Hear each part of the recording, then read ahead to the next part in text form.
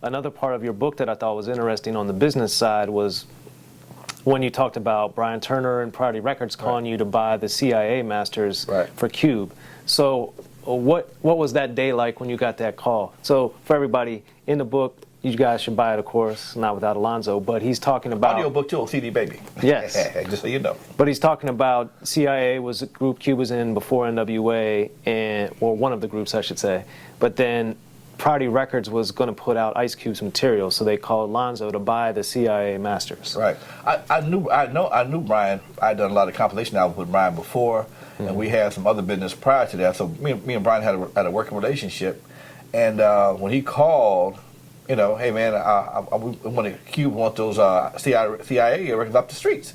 All right, make me an offer. He said, I give you 10 grand. I give you the masters. It ain't a big deal. It hadn't sold a lot anyway. You know, we were back on McCullough.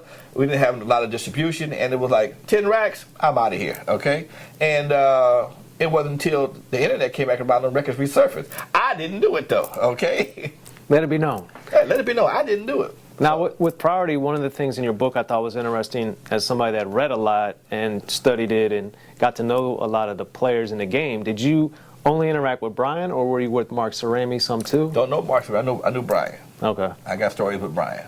That's it? Yeah. Okay. And then what, as you saw and were doing the compilations, what do you think you took or learned from, even at a distance, working with Priority that you were able to apply to what you were doing? Well, one, it was big money because back in the day, Brian was paying good money to do a licensing deal. It was like five grand for a single, and his checks came every quarter consistently and nice and large, and he set the groundwork. He gave me a lot of inspiration. When they picked up the NWA and the Posse project, that went to another level. Then he picked up I think he picked up Egypt first. Egypt was on Priority for a minute, and then he picked up the NWA project, and he became like a possible go-to. Right.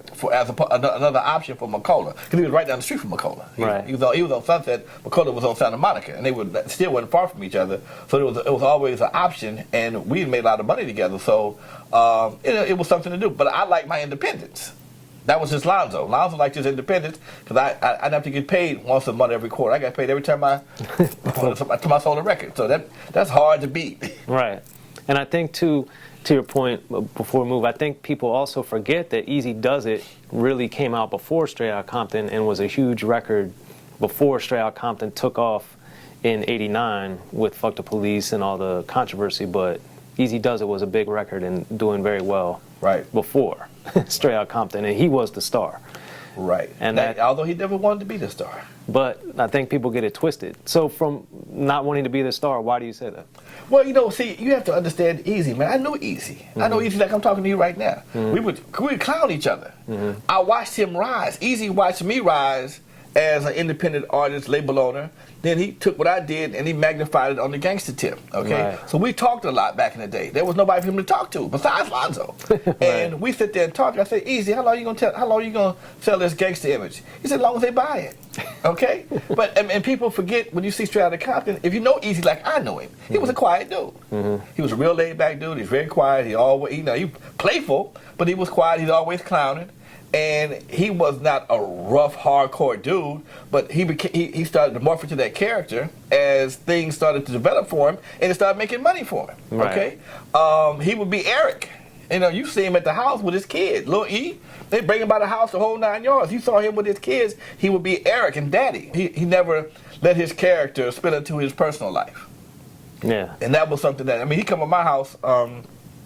When Yellow was doing the porn just to watch the girl, we all did, okay? Just back there watch the girls kick it, and sometimes even the Yellow wasn't there. I'm gonna come out and kick it. I'm wait for my bodyguards over here. I was supposed to be over here last night. I go back in the back, man, because where I live at, it's a real small, secluded street, and we didn't have a lot of groupies and stuff, so he can come to my house and feel comfortable. So that was something that we shared. But again.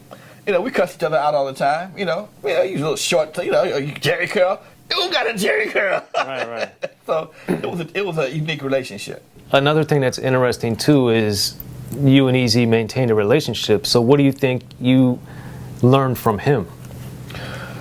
As a person or just overall? I would say both. Eazy never forgot where he came from. Okay. You know, Eazy, even after Ruthless was doing his thing, I was on the payroll, but I was a contractor to Ruthless Records. If they had issues in Compton or something going on in Compton, I would always be the one to handle it, as a liaison for Jerry or Eazy, whatever the case may be.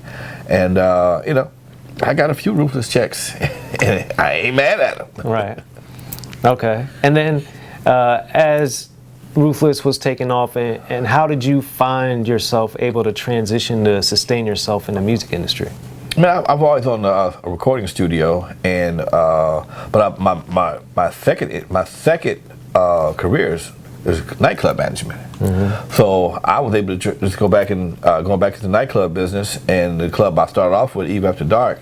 I ran that off and on for 40 years. I just retired from that spot last year, and I've owned 6 nightclubs since then. So I kind of stayed in the business, but on another page. But it always allowed me opportunities to go back and forth and stay busy, active in the record business. But I was always in entertainment, put it that way, and that's been my fallback. Everybody gotta have a plan B.